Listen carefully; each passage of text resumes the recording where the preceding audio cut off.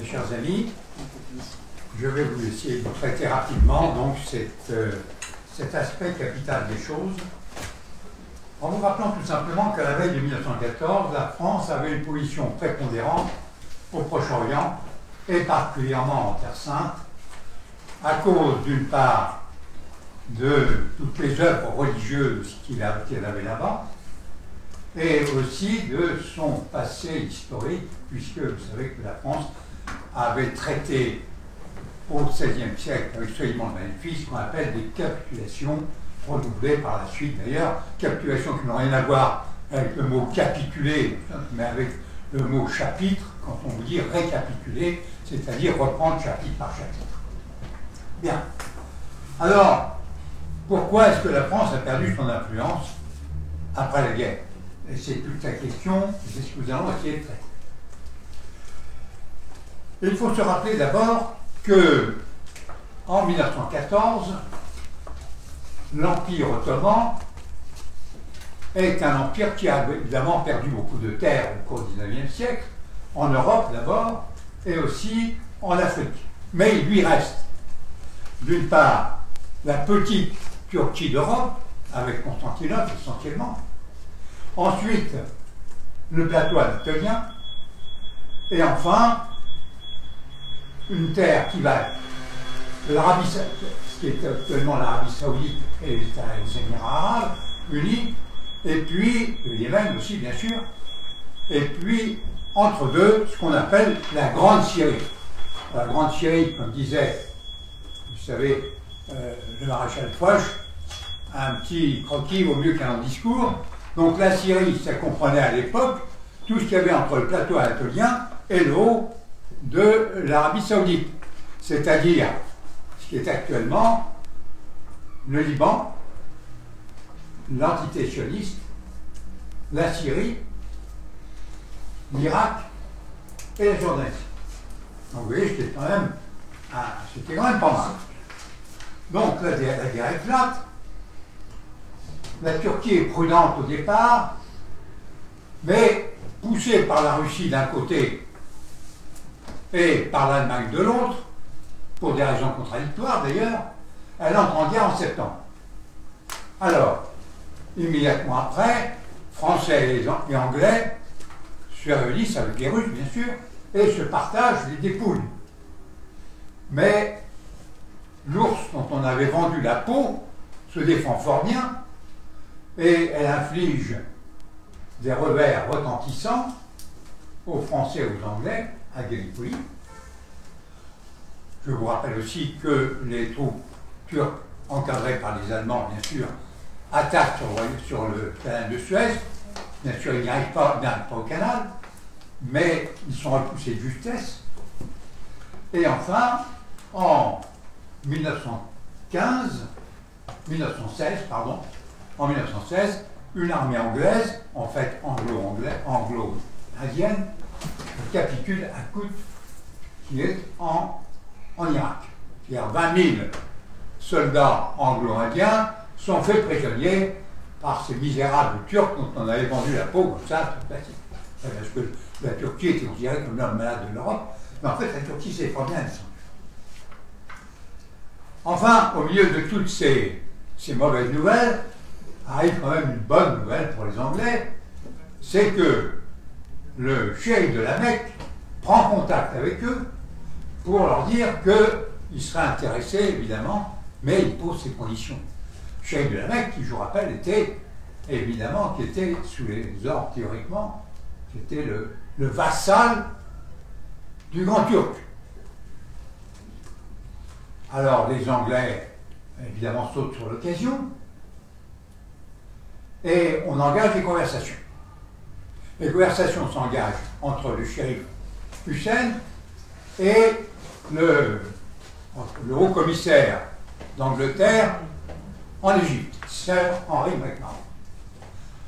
Avec des allers-retours et des choses comme ça, Sir Henry McMahon finit par conclure qu'il ne sait pas en son pouvoir d'arriver à traiter avec le cheikh de la Mecque, il n'a pas les pouvoirs en Égypte.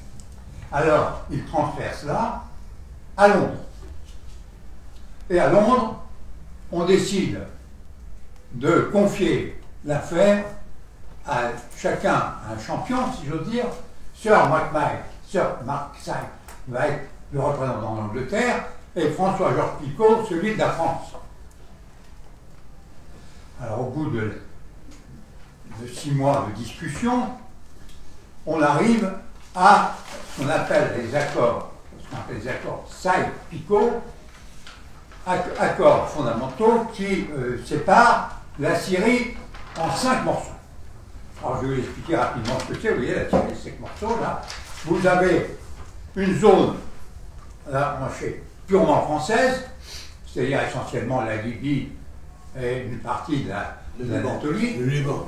Le Liban, pardon. Le Liban, une zone A et une zone B. La zone A, je vous expliquerai plus tard. Après ça, c'est la zone purement anglaise, c'est-à-dire le bas de l'Irak actuel, où il y avait déjà des soldats de pétrole. Hein? Bon. Et puis une dernière zone dont je vous parlerai, et qui est la Palestine. Alors la zone A et la zone B, qu'est-ce que c'est? Les Anglais, toujours une imagination fertile, ont été trouvés, les Français m'ont dit que les Arabes sont des nuls. Hein? Le shérif de la Mecque va être incapable de diriger quoi que ce soit. Il faut lui donner une satisfaction, parce qu'il veut, le shérif de la Mecque, veut bien être avec nous, mais à condition de récupérer la Syrie, qui est la grande partie. Alors écoutez, c'est pas difficile. On va vous donner ce qui est devenu la Syrie actuelle, on va vous donner une partie de la Syrie. Nous, on va prendre évidemment le sud, mais en fait, c'est vous qui dirigerez, parce que les Arabes sont incapables de diriger, c'est vous qui dirigerez en zone A, ça sera votre zone, la zone B, c'est nous qui dirigerons. Enfin, dernière chose, la plus importante pour nous, c'est la Palestine. Incapables de se mettre d'accord, les Français et les Anglais disent on va internationaliser la Palestine. Internationaliser, vous avez bien compris ce que ça veut dire. Ça veut dire en fait avoir un condominium franco-anglais. Enfin, voilà. Alors, nous en sommes là. Je vous rappelle aussi, pour terminer cette partie, que ces accords étaient strictement secrets. Or, les sionistes en ont vent très rapide. Surtout les sionistes anglais. Pour eux, il n'est pas question d'accepter cette solution. Il n'est pas question parce qu'ils savent que si le pays est partagé, la Palestine, c'est la Palestine qui les intéresse, ce qui les intéresse, c'est une grande Palestine. La petite Palestine de 1916, hein, ça les intéresse comme point de départ, évidemment, hein, pas comme point d'arrivée. Alors, ils font les pieds et les mains pour que, en réalité, ce soit l'Angleterre qui assure le protectorat de la Palestine. Alors, comment cela va-t-il se passer? Eh bien, il faut vous dire que François-Georges Picot et Sir Mark Sykes, chacun de leur côté, font la danse du ventre devant les Juifs pour essayer de se les mettre de leur côté à eux. C'est-à-dire du côté de la France d'un côté et du côté de l'Angleterre de l'autre.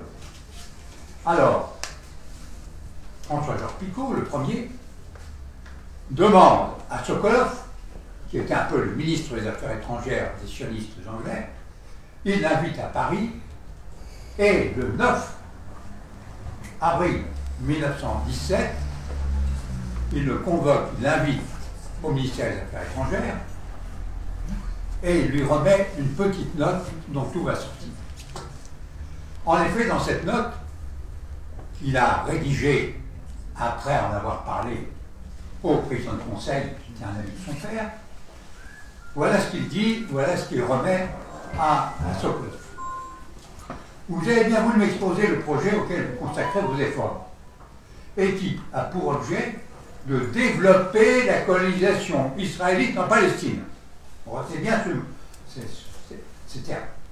Vous estimez que si les circonstances le permettent, et l'indépendance des lieux saints était assurée d'une part, ce serait faire œuvre de justice et de réparation que d'aider à la renaissance, sous la protection des puissances alliées, de la nationalité juive, sur cette terre où le peuple d'Israël a été chassé il y a tant de siècles. Le gouvernement français qui est entré dans la présente guerre pour défendre un peuple injustement attaqué. Il s'agit évidemment de la Belgique. et qui poursuit la lutte pour assurer la triomphe du droit, avec un grand D bien sûr sur la force, ne peut éprouver que de la sympathie pour votre cause, dont le triomphe est lié à celui des alliés. La cause juive est liée maintenant à la cause des alliés. Je suis heureux ici de vous en donner l'assurance. Évidemment, ce colloque est aux anges, mais ça ne suffit pas, bien sûr.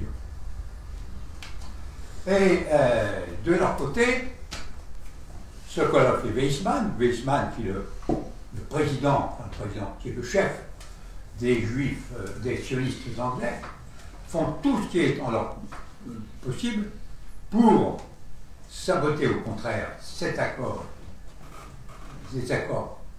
Sykes-Picot, et pour imposer la seule présence anglaise en Palestine. Mais comment? Alors, ils essayent le gouvernement anglais, d'accord, le gouvernement, d'accord.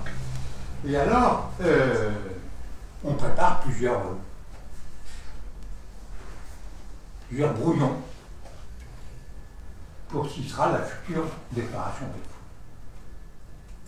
Mais la dite déclaration Balfour, à laquelle on est arrivé au bout de pas mal de discussions, est bloquée à l'intérieur du gouvernement anglais. Car le gouvernement anglais est très divisé en ce qui concerne la déclaration Balfour. Et il y en a un qui la bloque absolument et totalement, c'est Lord Montagu.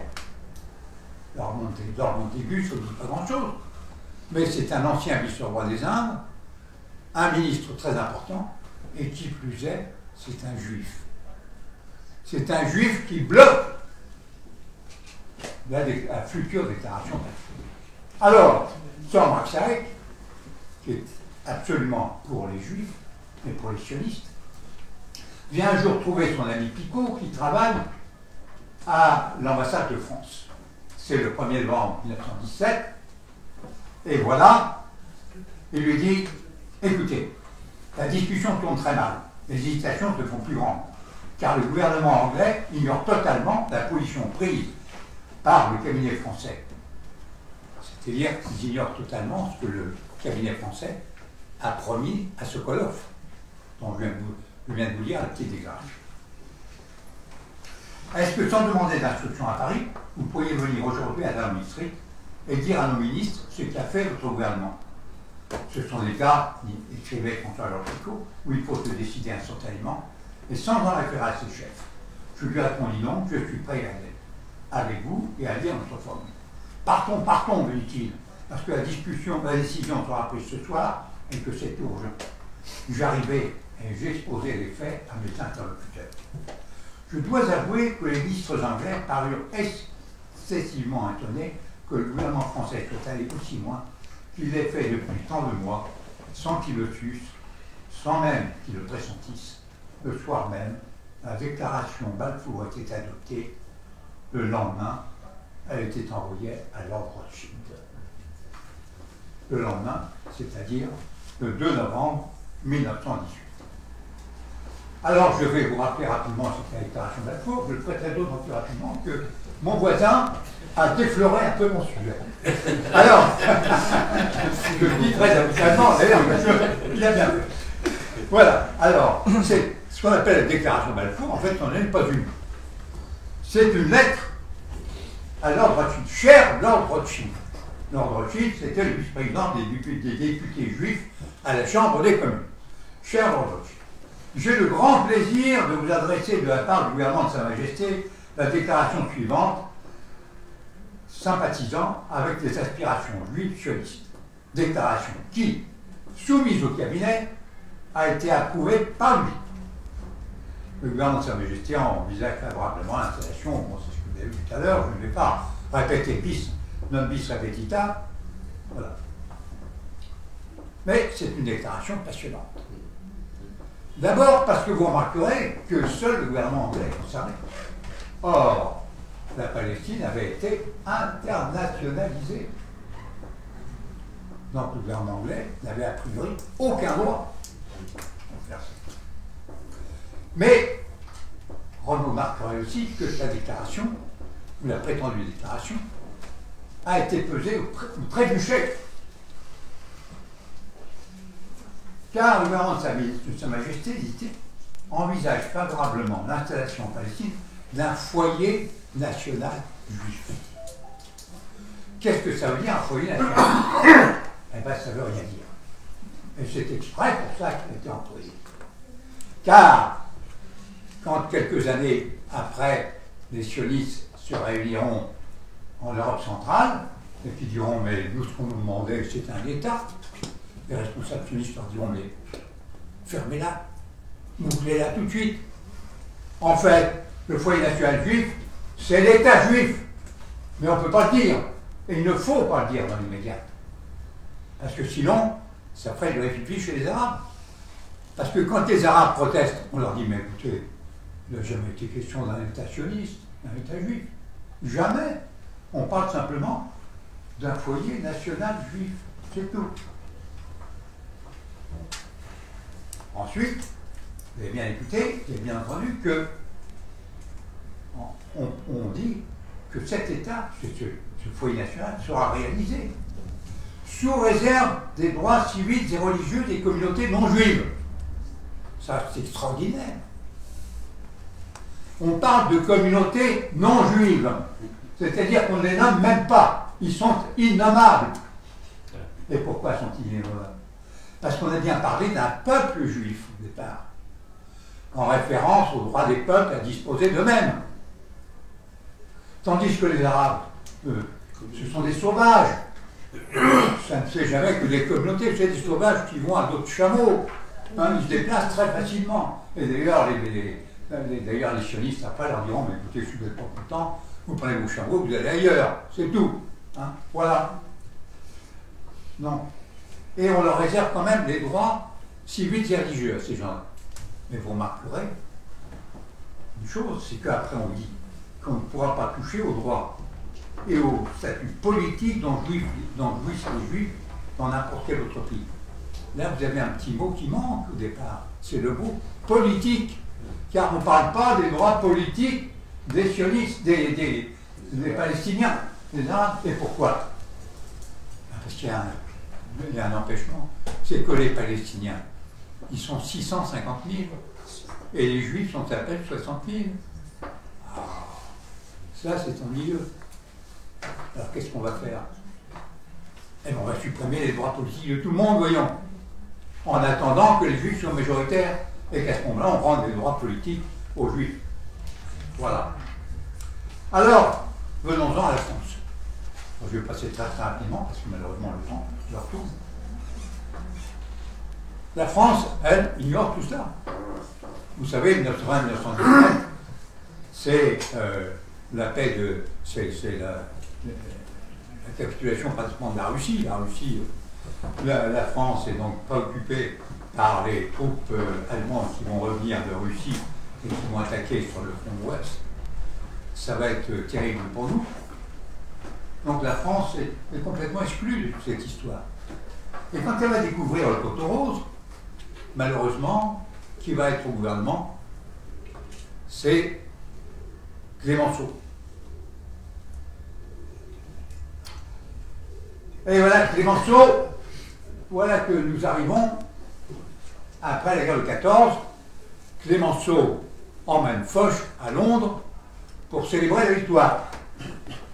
Alors il y a le grand, il passe sous les arcs de triomphe et c'est la musique, c'est flonflon, un truc comme ça.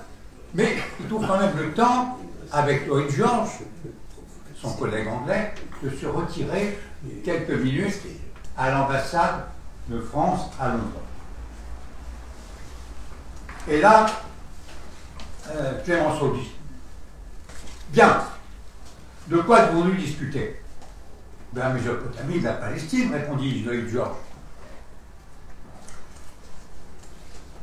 Dites-moi ce que vous voulez, demanda Clémenceau. Je veux Mossoul,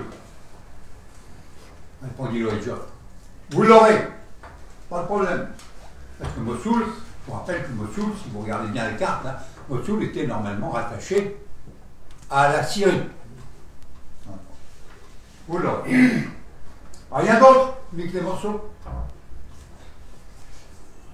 Oui, si je veux Jérusalem, répond Louis Georges. Vous l'aurez, dit Clémenceau. Pichon fera des difficultés pour Mossoul, mais absolument, évidemment, il n'y a pas de trace de tout ça, puisque tout a été dit oralement. Mais c'est à partir de là que tout se décidera. La France abandonne purement et simplement la Palestine à l'Angleterre. Comme a dit Clémenceau un jour, je ne serai pas le sacristain du pape au lieu saint. Et sa haine de la religion catholique l'a conduit à abandonner notre riche passé, celui que nous avions en Palestine depuis des siècles et des siècles.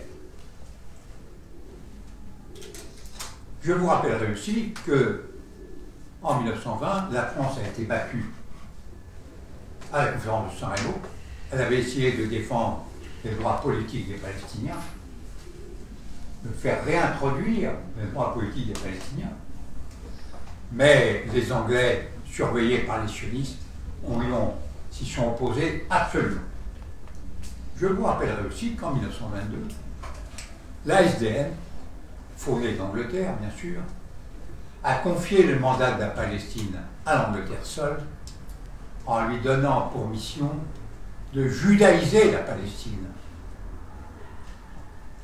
C'est ce que j'appellerais, moi, le grand remplacement. En conclusion, je lirai quelques phrases de Weizmann. En effet, Weizmann dira par la suite: nous autres juifs avons reçu la déclaration Balfour comme un cadeau inespéré. Oh bah oui, évidemment. Nous sommes les principaux gagnants de la guerre. La déclaration Balfour était dans l'air, mais d'abord il a fallu, par un travail acharné, créer les bases pour elle. Chaque jour, à toute heure, pendant les 2 dernières années, cela nous a coûté beaucoup d'efforts. Cela rejoint ce qu'allait dire André Spire, qui était un des sionistes français aussi, le 14 juin 1920. Nos frères juifs vont pouvoir maintenant féconder de nouveau la vieille terre de la Bible. Ils le devront au sang de tous les soldats de l'Entente, aussi bien du petit soldat belge qui défendait Douvres en défendant Ypres et Calais que du poilu français. Voilà comment on trompe les gens. Merci beaucoup, merci bien.